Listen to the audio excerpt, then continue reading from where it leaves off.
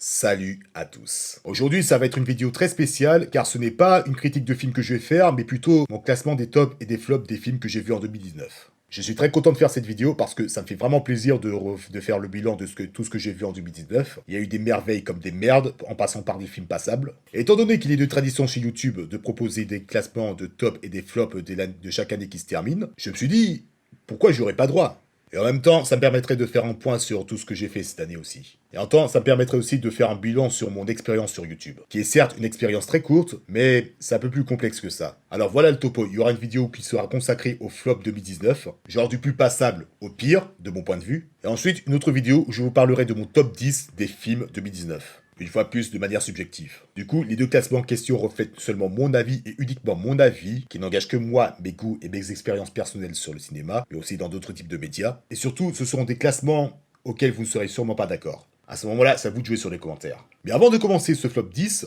remontons les choses dans leur contexte. Il y a de ces 4 mois, je me suis vraiment lancé sur YouTube pour faire des critiques de cinéma avec Ad Astra, plus précisément le 30 septembre. Mais avant ça, j'avais déjà commencé à faire des critiques sur d'autres plateformes.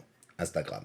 La première fois que j'avais fait une critique vidéo en mode story, c'était avec Black Panther, sorti en mars 2018, je crois. Au départ, c'était juste pour la déconne, mais c'était qu'à partir de mars 2019, ou février 2019, je crois, que j'ai vraiment commencé à faire des critiques. Je crois que le premier, si je me souviens bien, c'était soit Captain Marvel, soit Brad 2.0. Mais bon, c'est pas grave, je montrerai une image par ici. Et depuis, ça ne s'est plus jamais arrêté. Et pour vous dire la vérité, je commence vraiment à regretter de ne pas m'être lancé sur YouTube plus tôt. Donc oui, il y a eu pas mal de parcours.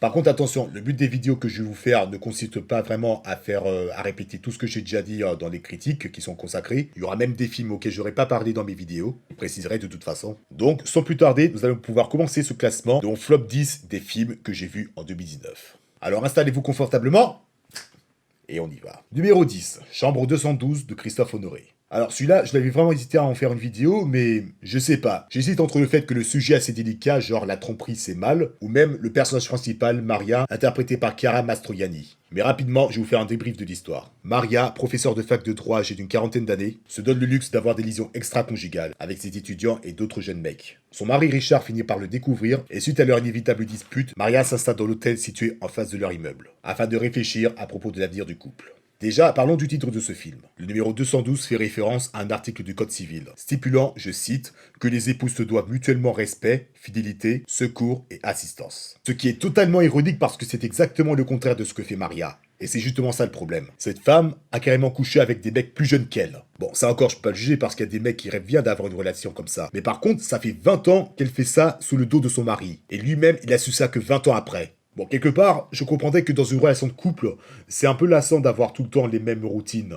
Mais au moins, tu discutes avec ton mari, en fait. Tu fais pas ça sur son dos, c'est quand même dégueulasse. Bon, je suis désolé, c'est un peu parti en couille, alors j'aimerais passer au vif du sujet. Ce film, j'ai pas aimé par son personnage principal parce que elle-même se conduit en mode balèque, même après avoir trompé son mari. Mais le mari, lui non plus, n'est pas innocent pour autant. Mais ce qui a sauvé l'idée de ce film, c'est l'idée de pouvoir faire apparaître des fantômes du passé, soit la version plus jeune de son mari, Richard, interprété par Vincent Lacoste. Sinon, cette histoire de tromperie et tout, c'est pas...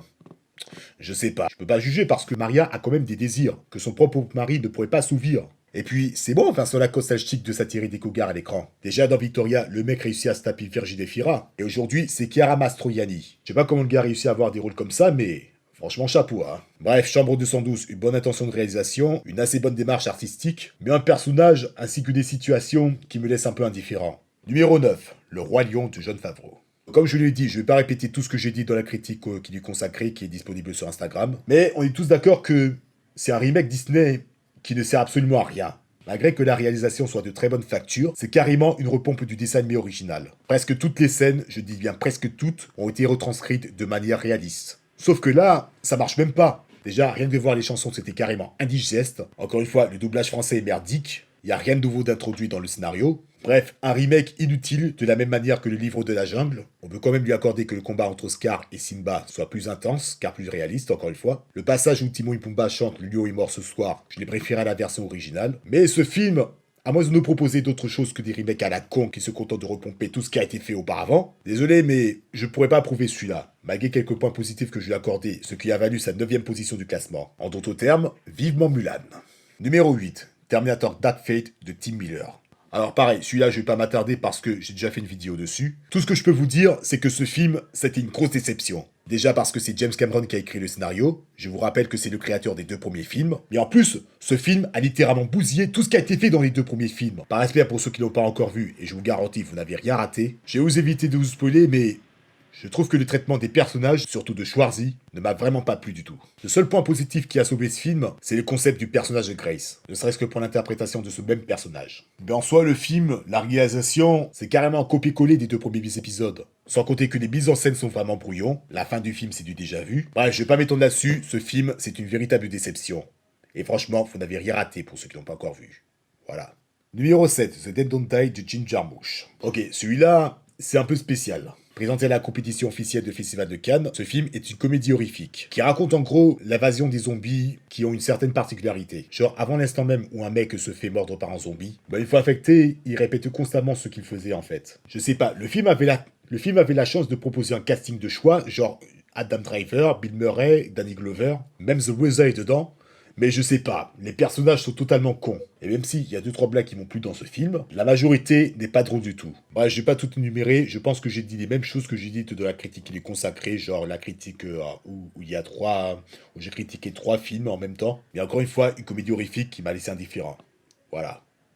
Numéro 6, X-Men Dark Phoenix de Simon Kinberg. Alors pareil, j'ai déjà fait une vidéo qui lui est consacrée sur Instagram, sur IGTV plus précisément. Mais malgré qu'il y en a plein qui ont aimé Dark Phoenix, moi personnellement, j'ai pas mis du tout. Bon déjà, il faut quand même admettre que le film est assez bien réalisé dans son ensemble, même si parfois il y a des scènes super sombres. Jennifer Lawrence, une de mes actrices préférées dans la saga X-Men, j'ai aimé aussi. Sophie Turner en Jean Grey, surtout dans sa version Dark Phoenix, j'ai plutôt adoré. Mais tout le reste, je sais pas, j'ai un peu de mal. Déjà que le film a été mal produit, et en plus de ça, les personnages sont criés avec le cul, du moins certains, à commencer par le professeur Xavier. Et Jean Grey, je sais pas, mais il y a des scènes où elle se comporte de manière assez débile. Sans vous spoiler, si vous prenez l'exemple de la scène d'introduction de ce film, du moins quand Jean Grey était enfant, et même plus tard dans le film, t'as que ça envie, c'est que Jean Grey subisse une punition, quoi. Je sais pas si j'étais suffisamment clair dans mon idée. Bref, une bonne réalisation, mais ce n'est pas la conclusion que moi j'attendais de voir pour une saga comme X-Men. Limite, Days of a Future Past, ça aurait été une bonne conclusion. Mais non, ils ont voulu faire 2 autres suites. Et on connaît déjà le résultat. Si vous avez aimé, c'est bien. Moi, désolé, la sauce n'a pas pris pour moi. Numéro 5, Men in Black International de F. Gary Gray. Ce film, et je le dis sans aucune retenue, est l'une des pires suites de toute la franchise Men in Black. Après le 2. Je vais pas entrer dans les détails ici, vous saurez dans la critique qui est consacrée. Encore une fois, disponible sur Instagram. Mais en plus, ce film est là juste pour le fric, quoi. Sous prétexte que le premier film est l'un des plus gros succès de la fin des années 90, il a fallu bien évidemment que les suites s'en suivent. Et voilà le résultat. Même si, à titre personnel, le 3e, j'ai beaucoup apprécié. Mais je sais pas, tout a été réuni pour en faire un navet en fait. Les protagonistes complètement plats, même si j'ai quand même apprécié Chris Hemsworth et Tessa Thompson. Des méchants complètement vides, des scènes d'action encore une fois brouillons. Sans compter que ce film a moins de budget. Mais moi, perso, c'est un critère que moi, je regarde pas trop. Bref, Men in Black International, un volet qui n'a pas dû d'être, parce que franchement, pour des suites à des films qui a des gros succès pour en faire un massacre, on a eu droit récemment à Terminator Dark Fate, c'est bon là, on a notre dose, passez à autre chose. Numéro 4, Fast and Furious Hobbs and Shaw de David Leitch. Bon, déjà dans la critique de base, j'avais pas grand chose à dire de ce film parce que il y a effectivement pas grand chose à dire. Et comme dirait le petit Dewey de Malcolm, je m'attendais à rien, et je suis quand même déçu. Parce qu'à la base, les personnages de Dwayne Johnson et de Jason Statham sont tous les deux des personnages très appréciés de la saga. Et les voir s'affronter dans le 7 et même dans le 8 que j'ai pas aimé du tout, c'était très plaisant à regarder. Mais dans ce film, c'est d'une autre calibre. L'histoire de 2 mecs qui se détestent mais qui au final s'entraident, ça on l'avait déjà vu. D'autant plus que le méchant principal, interprété par Idris Elba, j'ai trouvé chiant au possible. Les cascades sont la plupart du temps très exagérées, même pour du Fast and Furious. Je veux bien que le film soit bourrin, mais là, désolé mais non. C'est pas ma cam ça. Encore une fois, je m'attendais à rien et je suis vraiment déçu. Voilà, j'ai pas d'autres mots pour ça. Numéro 3, All Inclusive de Fabiano Timente. C'est nul. Qu'est-ce que je voulais que je vous dise, c'est nul. Je peux pas qualifier d'autres mots que ça. Les seuls films que j'ai appréciés du réalisateur, c'est Camping 1 et 3. Mais tout le reste, j'aime pas du tout. Disco, je l'ai regardé vite fait, mais c'est pas... Mais ça m'a pas attiré plus que ça. Mais celui-là, All Inclusive, bordel. En plus d'enchaîner des clichés sur clichés, genre sur les Guadeloupéens, genre le créole des Guadeloupéens, la manière dont ils voient les Guadeloupéens, sans compter que les personnages, même celui de Franck Dubosc, ont vraiment débecté, horrible. La seule blague qui m'a paru la plus originale, et ça m'étonne de dire ça parce que d'habitude j'aime pas ce genre de blague, c'est le fameux prout dans l'eau. Genre on n'entend pas le bruit, mais tu vois quand même la bulle sortir de son cul quoi. Sans compter que suite à ça, aux alentours de Franck Dubosc, tout le monde arrive mais genre des vrais gamins de 6 ans quoi.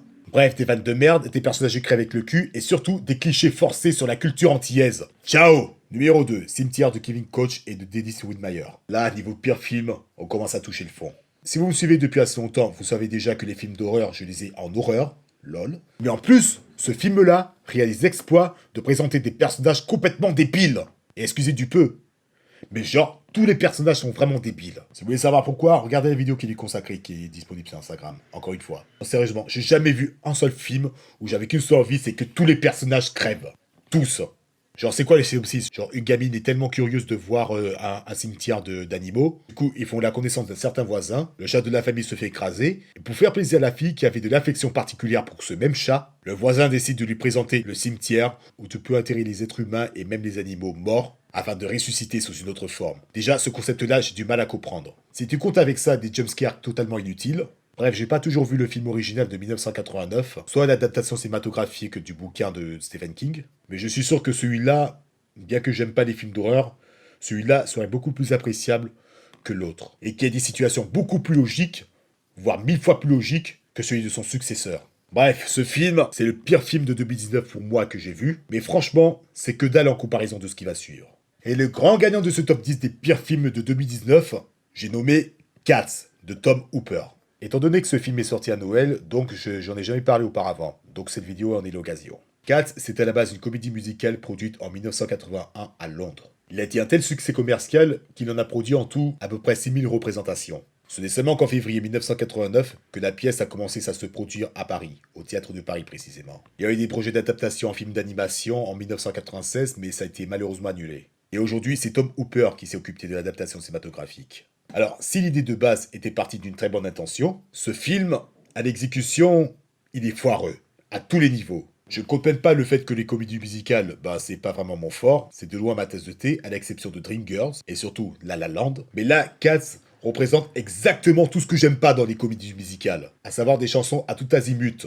Alors, je sais bien que c'est le principe qu'il veut, mais vous pouvez pas faire genre quelques pauses de mise en scène au moins d'une vingtaine de minutes, maximum. Genre, t'as une chanson qui passe, t'as une minute de conversation normale entre les personnages, et tout de suite après, une autre chanson. Sans compter que les chansons en elles-mêmes, c'est pas terrible du tout. Alors, je n'ai pas encore vu la pièce originale, mais si le but de ce film, c'est de faire découvrir la pièce en question, là-dessus, ça donne franchement pas envie, quoi. Déjà, la réalisation des chats humanoïdes, bon, il y a quelques heures, c'est dégueulasse. Le façonnage des visages, c'est pas terrible du tout.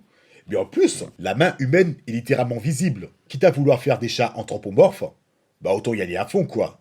Bon, niveau casting, il y en a la plupart que je connais pas. Le personnage principal, qui est Victoria, est à la base une danseuse. Donc là-dessus, ils ont plutôt fait un bon choix. Mais tout le reste, je connais pas trop. Le seul personnage que j'ai apprécié dans ce film, c'est celui de Jennifer Hudson. À elle seule, ne serait-ce que pour sa voix, elle porte vraiment le film. Genre une chanteuse très célèbre, qui est descendue aux enfers pour littéralement reprendre de l'ascension. Victoria, bon, bien que j'apprécie son design, je la trouvais plutôt plate. Je sais pas, les trois quarts du film, c'est tout le temps la même expression. Genre un air naïf, complètement déboussolé, je sais pas comment décrire ça, mais au moins elle a l'avantage d'être mignonne, même dans son pelage. On peut lui accorder moins ça. En termes de mise en scène, bon, je vais pas vous mentir, pour moi j'ai trouvé ça super brouillon, mais il y a au moins une seule scène qui m'a plu, c'est la partie où il y a un danseur de claquettes. Ça, moi j'ai plutôt apprécié. À un moment, il traverse un pont de Londres, tous les autres Jellycats le suivent, et c'est uniquement ces séquences-là que j'ai apprécié. Le reste, ça n'a pas suivi du tout. Et puis, pourquoi est-ce que tous les personnages, à chaque fois qu'ils chantent, ont toujours un air aussi niais? Peut-être parce que le visage des acteurs était figé quand ils jouent,